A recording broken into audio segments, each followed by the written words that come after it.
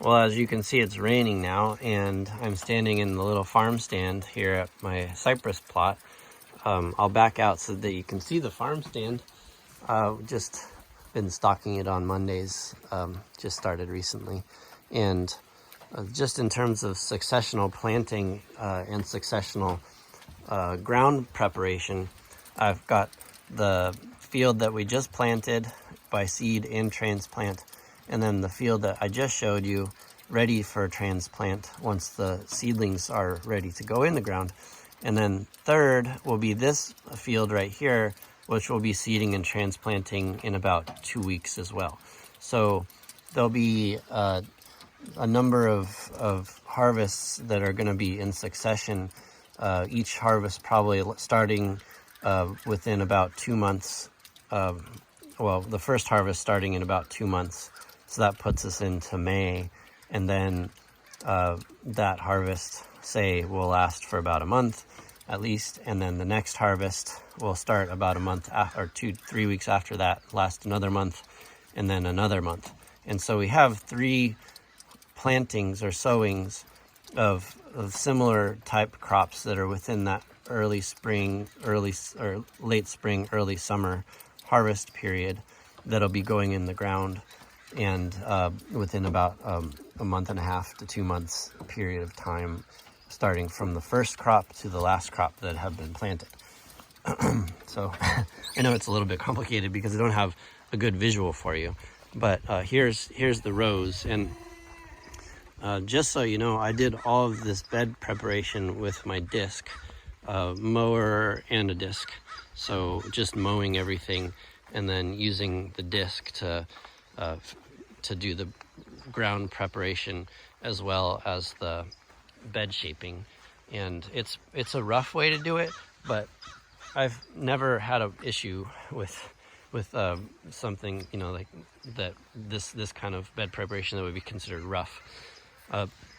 Here we have the strawberries that are about 3 weeks old, or sorry, 3 years old. This is the 3rd year, so they're not quite, this is their 3rd year, so they're 2 years old.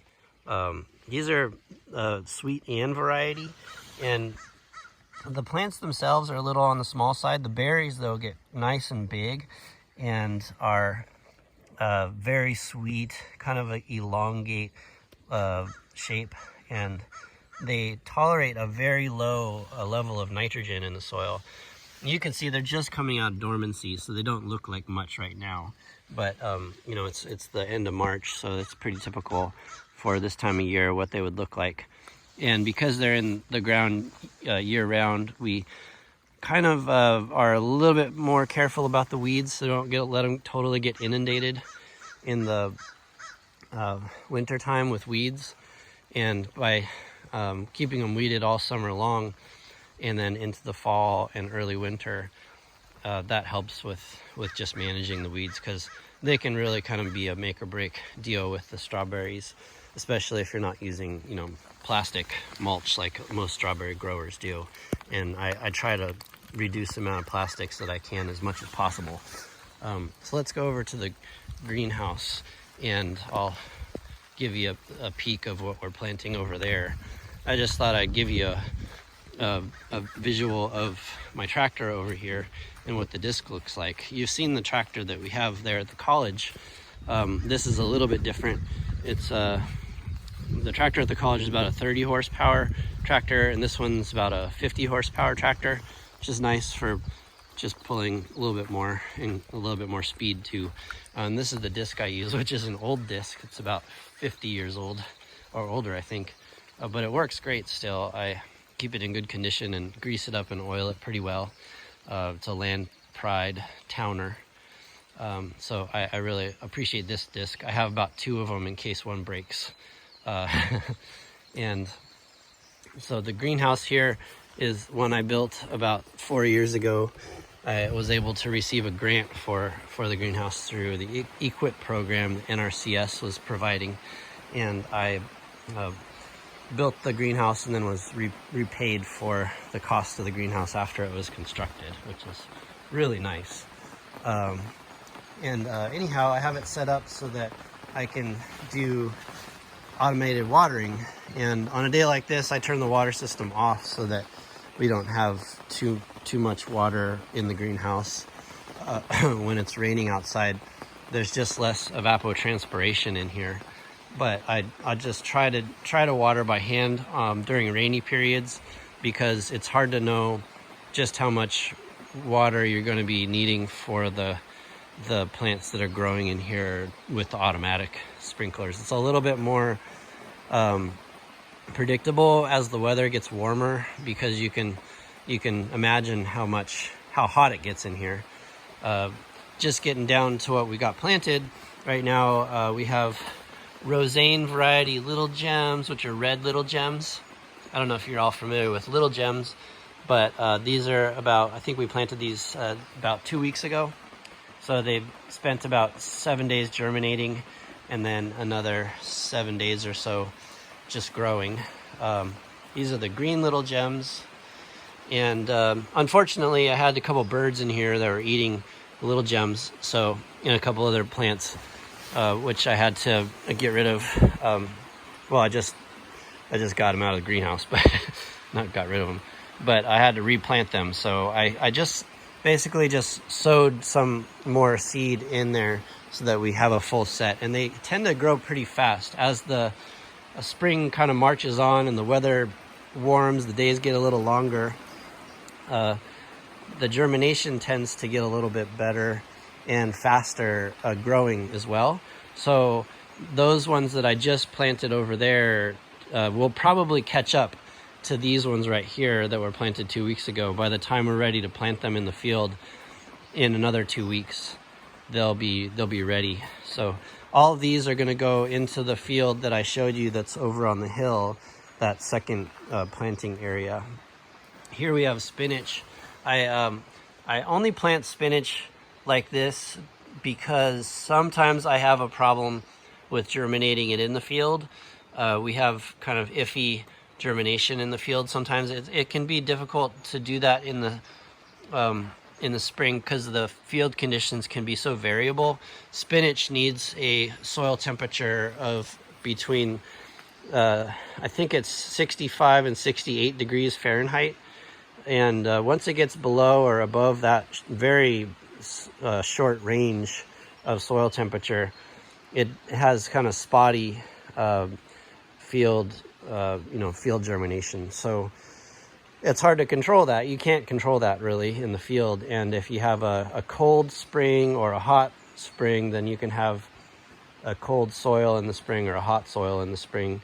And then you'll have pretty bad germination if you have that situation. So just as a hedge, I like to plant some spinach in the greenhouse. That way I have something to supply for the early season. And you can see they're the same age as the little gems, but they're really a lot bigger. So they grow pretty fast. And at this stage, probably be ready in about 1 week to 10 days to transplant, whereas the little gems are going to be ready in about 2 weeks. And then over here we have some orange ribbed chard, which are tiny right now. But we plant each one of these, just put one seed in each cell. These are 48 cell flats, and I do the one seed per cell rule because we always use fresh seed, meaning within like about a year, not more than a year old. And typically we get pretty good germination, although it looks like kind of spotty right here because once again we had the birds getting in.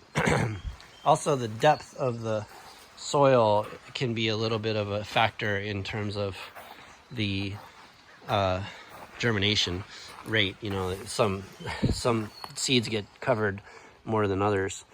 And so carrying on down here, there's dandelion. This is a red dandelion variety, and it germinated pretty fast. They're an Italian rosso, it's called. They're an heirloom dandelion variety that is not wild dandelion, different. It's in the chicories kind of group of plants. These right here are ruby streaks mustard, and I like mustards because they're just really delicious. They're good for you. They're beautiful, and from the farming perspective, they're really easy to grow. and you can get many harvests off of the mustards typically. I grow a few different varieties, the ruby streaks, the red frills, scarlet frills rather, and then the giant Japanese ones are generally the ones that I like to grow. There's a few others too. These are collard greens. Collard greens are a good crop to grow. They grow almost year round, although in the summer when it gets hot they do less well, but they're good spring crop and a good fall crop for sure. And these, I feel a little worried about these. I see that there's a little bit of chlorosis or something on the edges of the leaves, which tends to mean that there's some deficiency, usually in nitrogen, but in this case I'm wondering if maybe it's potassium, because it's overall kind of throughout the plant. And then I planted some sunflowers. I've got several varieties of sunflowers, mostly just for cutting for the flowers themselves. Gold Rush, Pro Cut, Star Dust, and Autumn Beauty are the ones that I have. I've also got dill here. The dill is coming up very nicely, and just popped up yesterday actually. Didn't even see it the day before yesterday. Parsley takes a while. This is parsley, but there's nothing growing here. Parsley usually takes about 10 to 14 days, even more than 14 days sometimes. And here I got Cherokee purple tomatoes planted, but this is the only one that's actually germinated right there. And the soil temperature for tomatoes has to be a little bit higher than we've had it. It's been kind of on the cool side the last few days. I think I got 10 flats of those planted, and though we'll probably have pretty good germination. Usually those germinate really well. Over here we've got Mizuna planted. Mizuna is a Japanese green. It's in the broccoli or brassica family, and y'all probably are familiar. This variety here has kind of like a red veined or red ribbed variety. It's really nice. And then here's those scarlet frill mustards that I told you about. This is getting into the second planting. So we did this about a week ago, and these roseane little gems are coming up. See, I told you they come up a little bit faster. This is only 1 week. And then if you can remember when I first started showing you the seeds from the other end over there, all the way over there, see, all the way down there. They're not a whole lot. They're not a whole lot different. The roseane variety here is just a little smaller than the roseane variety over there. Same thing here with the little gems. They're not a whole lot smaller than the ones that are over there that are twice as old. So that's just a factor of March, springtime, with the longer growing day or sunshine during the day.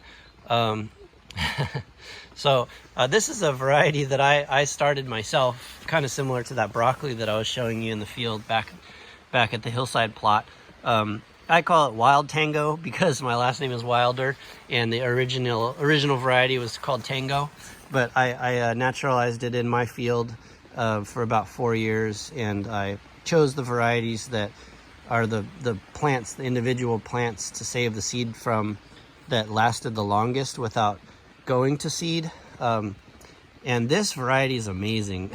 I can grow it one planting for about 5 months and continuously harvest, cut and come again for almost 5 months. I'm still harvesting this variety of Wild Tango that I planted in October, or put in the ground in October. I'm still harvesting it now just for our dinners and stuff. But I switched here over to 72 cell flats rather than the 48 cell flats, which are over here. You can see the difference. These are 48s and these are 72s. And the reason why is just because the 72s are good for smaller crops, or crops that are going to be a little quicker. Early in the season, I tend to have crops started out in those 48 cell flats because they're generally growing slower, and they're going to be in the flat for longer, so the roots will need more soil. And once the middle of March rolls around, switch over to these 72 cell flats, and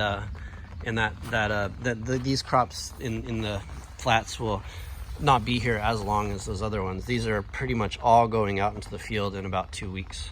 These are basil, kind of an early start for basil, but basil is a frost hardy, frost sensitive crop. And so you have to be careful when transplanting basil out. You don't transplant it before the first frost happens, or sorry, the last frost happens. The last frost typically is around April 15th around here, although it's pretty hard to know what's going to happen, because sometimes you get a frost in May or even later. So anyhow, these were planted 7 days ago, and they're already germinating, which is a really good sign. I'm happy about that. We do about 4 seedings of basil and all the other crops as well. And so this is the first one. These will all the basil and tomatoes will go to the Black Mountain Ranch plot, which I'll show you in another day. But anyhow, that concludes the tour of this greenhouse. And all these crops are going to go over to the hillside plot, and then some of them will go out here into the field at the cypress plot too. So anyhow, I'm going to be signing off for the day, but that's my tour of all the different seed varieties that I have growing, or plant crops that I have growing as well, to kind of round out our discussion about crops and crop varieties that we had started on. I'm interested in hearing from you all when you start on your discussion boards on Canvas about the crop varieties that you found to be interesting in the seed catalogs that you took home with you. So if you could list out some of your favorite ones, or the ones that you're most curious about, I'd be really interested in seeing, and then we could maybe discuss them a little bit. And we'll be talking on Canvas most of the time now, and I'm there for you if you need me. So please reach out if you need anything. I'll try my best to get back to you as soon as possible. And let me just flip this over so that you can see me. Not sure if you can see me very well, but bye-bye.